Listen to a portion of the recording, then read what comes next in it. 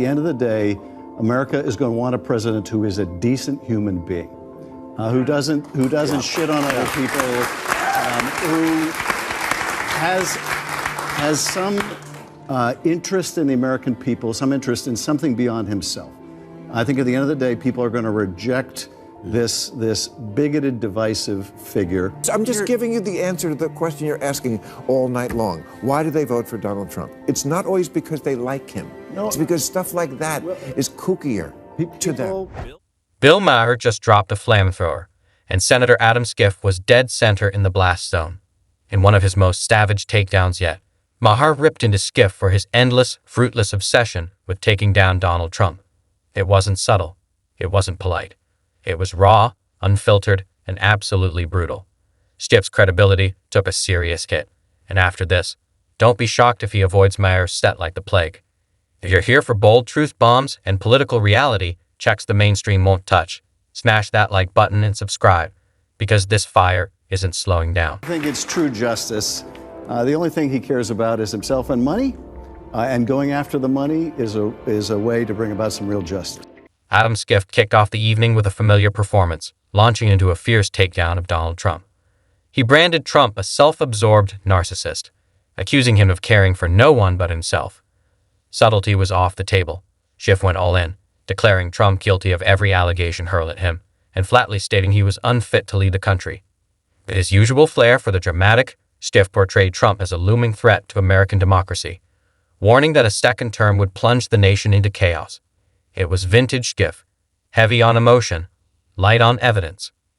Theatrics over substance. But amid all the fire and fury, one moment stood out, a bold claim that's already starting to backfire. In politics, unchecked confidence can be a risky gamble. And this time, Schiff may have bet too much. I don't share your pessimism about this or your pessimism about the general election.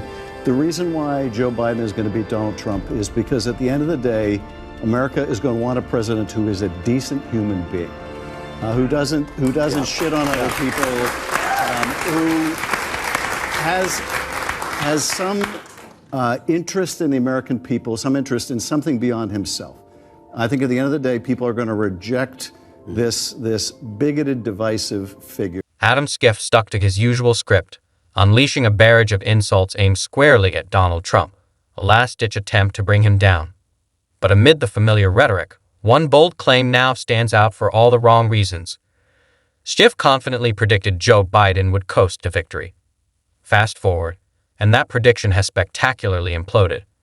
Donald Trump is back in the White House, and Schiff's once-assured declarations have become a case study in political miscalculation. What once sounded like certainty now rings with irony.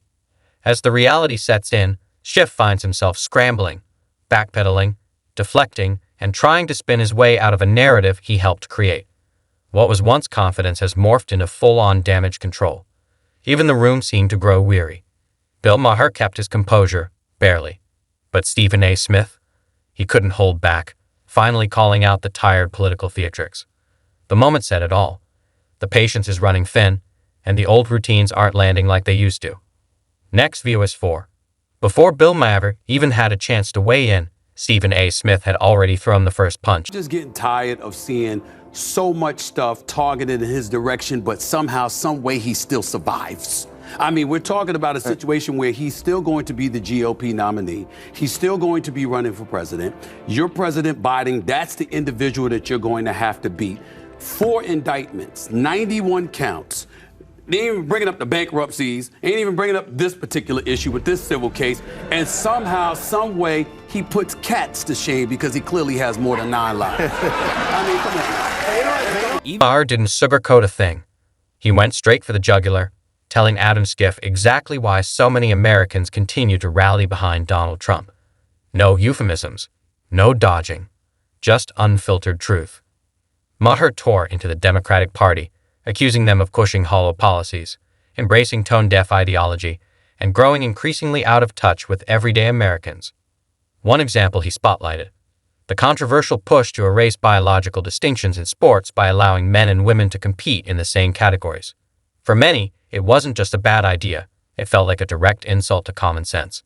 Instead of listening to widespread public concern, Democratic leaders doubled down.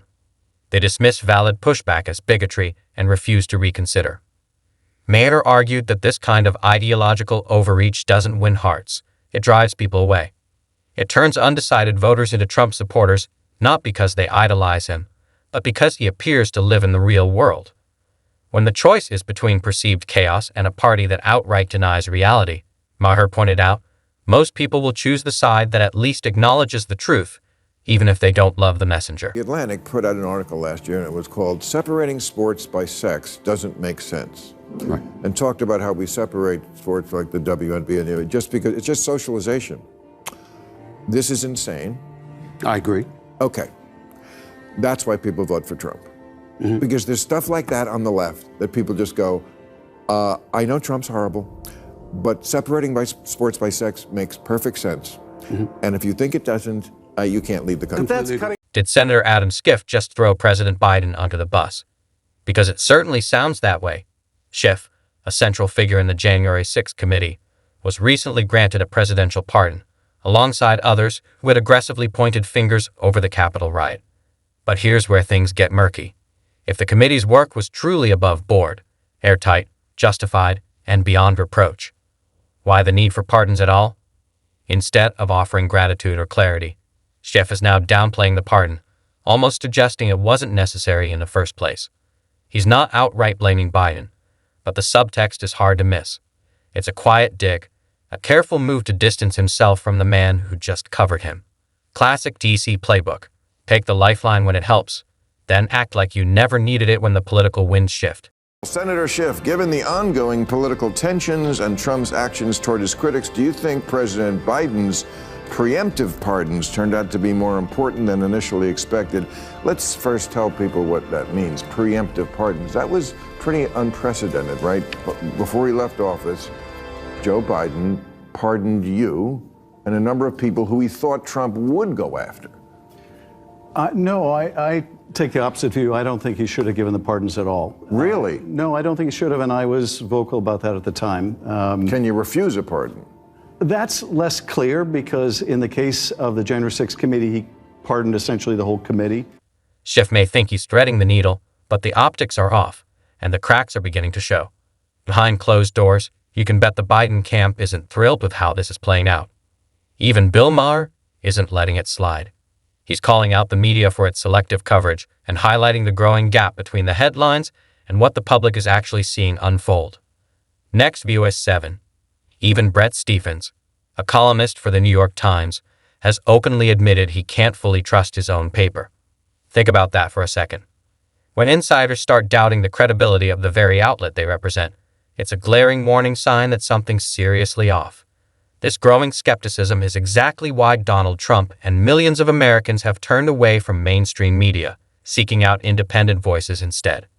People are fed up with the spin, tired of headlines that read more like opinionated editorials and straight. So the FBI came in and arrested the judge. No, I haven't heard that. Maybe I'm wrong, but I don't think I've ever read arrested a judge. So is this significant? Well, I think I'm not going to comment on something I don't know more about than what you've just told me. You read about it too? Yeah, I mean, I read about it, but I don't know. So you don't trust anything either, and you work for the New York Times. Well, More concerning is how many major news organizations have lost their way. These were once respected institutions, charged with holding the powerful accountable. Now, they often serve as echo chambers for partisan agendas, especially on the left. Journalism, once a cornerstone of democracy, has too often become little more than scripted theater. And every time cracks appear in the media's polished facade, it just confirms what many have suspected all along. If you want the real story, you have to look beyond the establishment. Next, VOS 8. We all remember the moment cultural unraveling took a sharp turn, when the Democratic Party fully embraced... Schools are popular now, even with people who aren't Catholic, but it's the last place you can send your kid to get an old school education. And they just tell the kids, forget about the Jesus stuff. Just, to them, that's okay indoctrination, as opposed to some of the other indoctrination that goes on. And also, the Catholics don't put up with bullshit. They take your phone, you have to learn your P's and Q's and your grammar and all this kind of stuff. And that's what I just don't understand, that parents don't have the whip hand anymore. Not that you should actually use a whip. And I don't have kids, so I don't know that firsthand, but every movie and TV show that has a teenager in it cannot be mischaracterizing this. And the kids just, they don't listen to their parents, they turn their back on them, they walk out of the room, things that would just get me shut down when I was